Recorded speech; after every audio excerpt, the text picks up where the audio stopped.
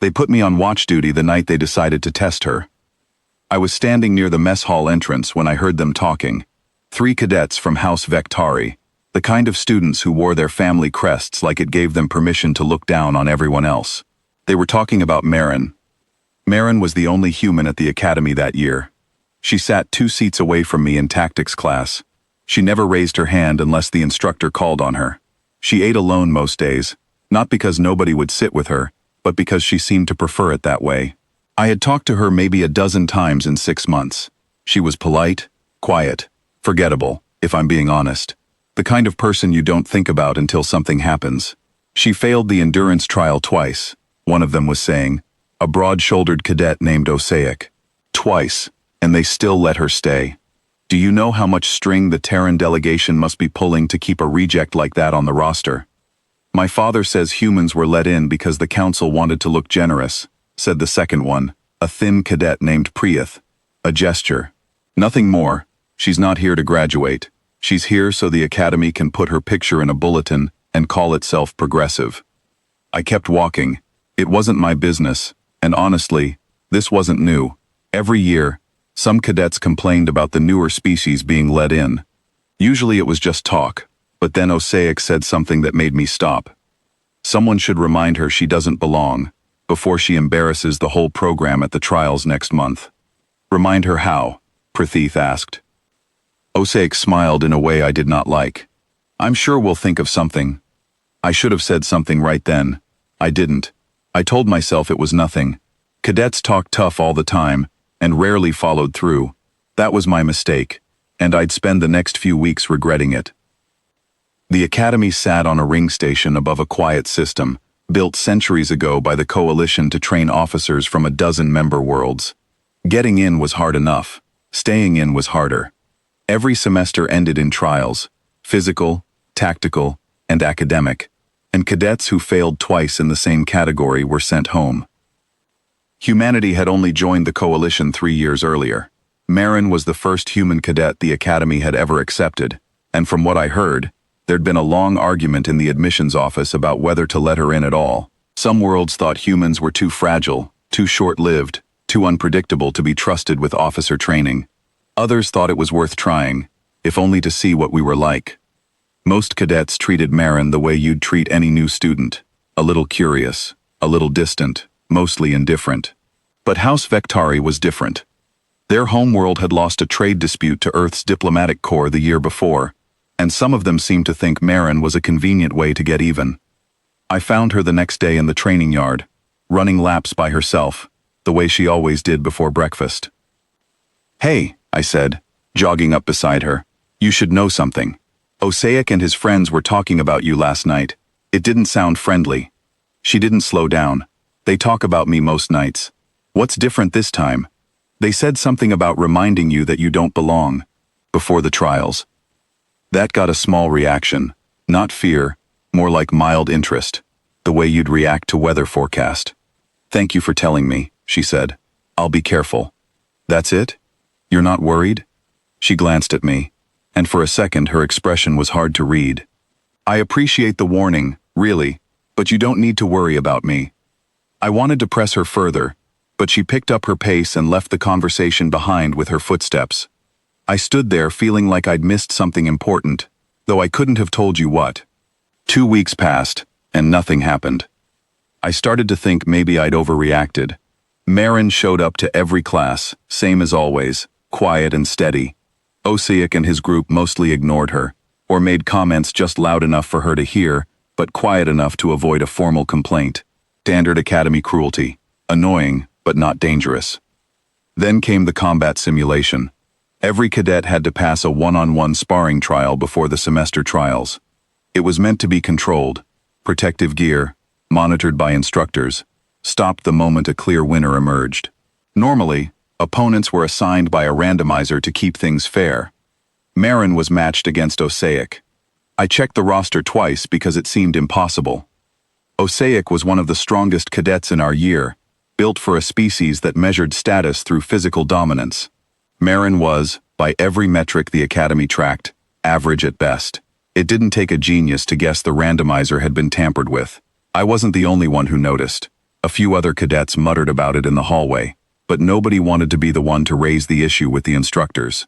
Vektari had influence. Nobody wanted to make an enemy of that house over something that might just be bad luck. The morning of the match, I found Marin outside the training hall, checking her gear. "You know this isn't a coincidence," I said. "I know," she said, calm as ever. "You could ask for a substitution. Instructors would probably grant it if you explained. I don't need a substitution." She looked at me, and there was something steady in her eyes that didn't match the situation at all. "But thank you for worrying." I watched the match from the observation deck with maybe 40 other cadets. Osake was fast and confident, clearly expecting an easy win, maybe even a chance to humiliate her in front of an audience. Marin was slower, smaller, and made no attempt to match his aggression. For the first minute, it looked exactly like everyone expected. Osake pressing forward, Marin backing away, absorbing hits that the protective gear was supposed to soften, but still looked like they hurt. Then something changed. I couldn't tell you the exact moment, but Marin's movements shifted from defensive to something else. Not aggressive, just precise. She wasn't trying to win with force. She was reading him, waiting, letting him overcommit. When Osake finally lunged with everything he had, she stepped aside at the last possible second, and the fight ended almost gently, with him off balance and the round called in her favor. The observation deck went quiet. Osake looked stunned, then furious. Marin simply nodded to the instructor, collected her gear, and left. I caught up with her afterward. "That was incredible. Where did you learn to fight like that?" "I didn't fight," she said. "I waited for him to make a mistake. That's different." I laughed, but she wasn't joking. For a few days, things seemed to settle. Word of the match spread, and some cadets started looking at Marin with a little more respect. But respect wasn't what House Vektari wanted. If anything, the loss made things worse. I heard secondhand that Osake had been humiliated in front of his housemates, and humiliation, for cadets like him, demanded a response. The response came a week before the semester trials. I wasn't there when it happened, only heard about it afterward, pieced together from cadets who saw parts of it. Marin had received a message, supposedly from an instructor, asking her to report to an equipment storage bay for an early gear inspection. It was a lie. Waiting for her instead were Osake and 2 of his housemates. What exactly was said or threatened in that storage bay, I never learned in full detail, and honestly, it wasn't my place to know. What I do know is that campus security arrived within minutes, alerted not by Marin, but by an automated distress signal that activated the moment she was cornered, a signal built into equipment the academy didn't even know she was authorized to carry. By the time I heard the news, the story had already spread through every dormitory on the ring. 3 cadets from House Vektari had been detained by academy security for questioning. Marin was unharmed. But something about the whole situation felt different from the start. The speed of the response, the equipment nobody recognized, the calm way Marin answered questions afterward, like she'd expected this outcome all along. I found her outside the administration building that evening, sitting on the steps, waiting for something. "Are you okay?" I asked. "I'm fine," she said. "It wasn't as bad as it could have been." 3 cadets from a major house just got hauled in for questioning because of what they tried to do to you. That's not nothing. She looked at me, and for the first time since I'd met her, she seemed to be deciding whether to say something. "There's a reason the academy accepted a human cadet with an endurance score that low," she said finally. "It wasn't generosity, it was a placement. My government wanted someone here, watching how newer member species were treated, especially the ones without much political weight yet. I wasn't supposed to need protecting. I was supposed to blend in." "Watching for what?" "Exactly this," she said quietly. "Whether the coalition's promises about equal treatment meant anything, or whether newer worlds would get quietly pushed around by older ones with more influence."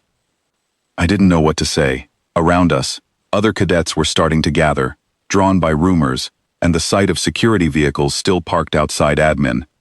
The next morning, an announcement went out to the entire academy. House Vektari's 3 cadets were formally expelled, not just for the incident in the storage bay, but for the tampered randomizer and a pattern of harassment that investigators uncovered once they started looking. Their families, it turned out, had been quietly warned twice before about similar behavior at other institutions. This time, there would be no quiet resolution. Earth's diplomatic office had been formally notified the moment the distress signal activated, and what started as an internal academy matter became something the Coalition Council itself was now reviewing, not because of Marin specifically, but because of what her placement there represented. The fallout didn't stop at 3 cadets. House Vectari lost its seat on the Academy's oversight board. Their homeworld's representative issued a formal apology to the Terran delegation, an apology broadcast across every Coalition channel, ensuring every member world saw it. It was, by every account I heard, deeply embarrassing for a house that prided itself on prestige. Marin didn't celebrate any of it. When I saw her a few days later, back in the same seat in tactics class, she looked more tired than triumphant. "I didn't want it to go this far," she told me during a break. "I just wanted to finish my training and go home." "You could have told someone sooner. About the placement, I mean. People might have treated you differently." "That's exactly why I didn't," she said. "I wanted to see how they'd treat an ordinary cadet, not someone they were afraid of."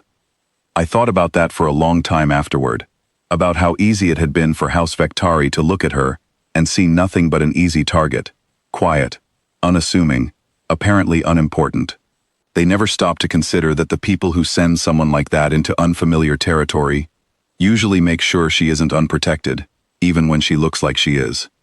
By the end of the semester, the Academy had changed in small but noticeable ways.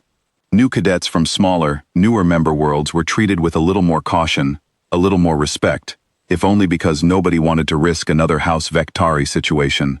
Marin passed her trials that year, not with the highest scores in our class, but with enough to move forward, same as the rest of us. I still think about that night in the mess hall sometimes, when I first heard Osaic's threat, and told myself it was nothing. I was wrong about a lot of things that semester, but I think I was most wrong about Marin. I thought she was easy to overlook. Looking back, I think that was exactly the point.